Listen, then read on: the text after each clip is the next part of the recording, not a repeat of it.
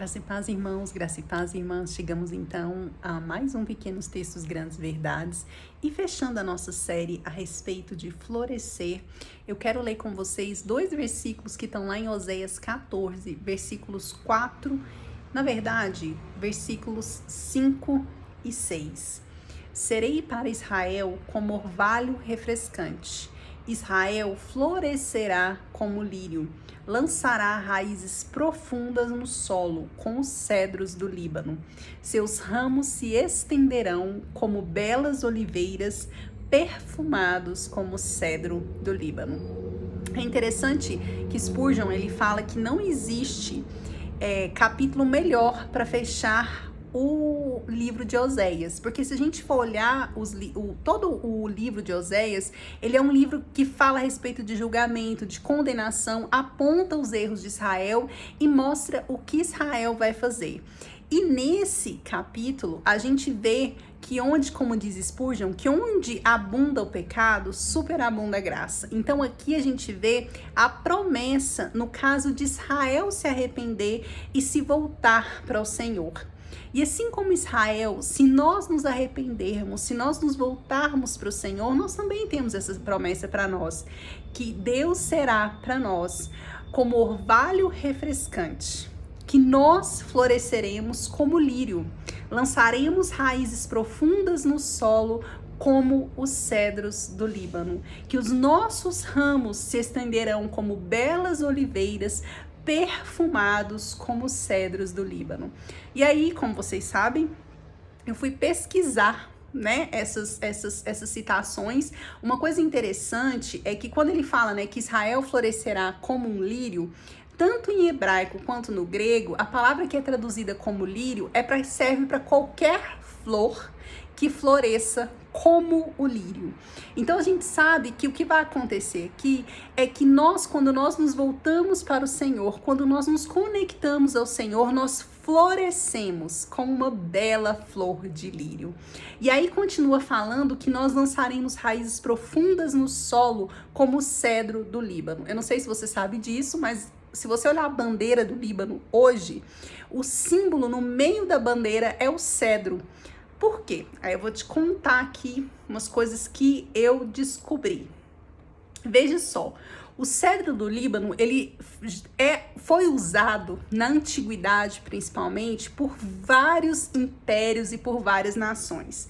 Por exemplo, a sua madeira homogênea e aromática, então ela foi bem utilizada, na antiguidade.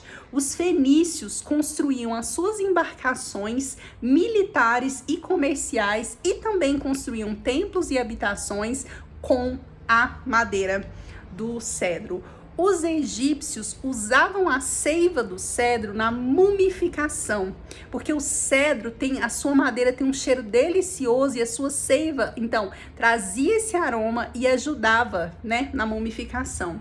A gente vê também que Moisés aconselhava os sacerdotes judaicos a utilizarem a casca durante a circuncisão e no tratamento de lepra. E de acordo com o Talmud, os judeus queimavam a madeira do cedro do Líbano no Monte das Oliveiras para anunciar o início do ano novo. E é interessante a gente saber também que o cedro foi usado tanto no Templo de Salomão, bem como nos palácios de Davi e Salomão. O cedro, então, é uma árvore muito utilizada e que, infelizmente, hoje o cedro do Líbano está em extinção. É uma árvore grande, o seu tronco é largo e a sua madeira é muito usada. Se a gente pensar, então, que o texto diz que nós lançaremos raízes profundas no solo, como os cedros do Líbano. Como eles são árvores de 35 a 40 metros, eles precisam ter uma raiz profunda para crescer. E nós vamos perfumar. Qual perfume? O bom perfume de Cristo. Como os cedros do Líbano. É interessante a gente entender isso, que quando nós estamos com o Senhor, quando nós nos voltamos para o Senhor, nós temos promessa de florescimento. Nós iremos florescer como lírio, as nossas raízes serão profundas como o cedro do Líbano, nós vamos estender os nossos ramos como as oliveiras e nós vamos perfumar como o cedro do Líbano. Nós seremos úteis em todas as formas possíveis. Nós seremos abençoadores em todas as formas possíveis. Então, nos voltemos ao Senhor. Que Ele seja o orvalho refrescante que cai sobre nós e nos faz florescer. Final de semana não tem pequenos textos, grandes verdades, mas na próxima semana, na segunda-feira às 19 tem. Domingo às 19 horas nós temos a transmissão do nosso culto e o culto presencial para aqueles que já se sentem à vontade de participar. Esperamos vocês no domingo. Tchau, tchau. Deus abençoe.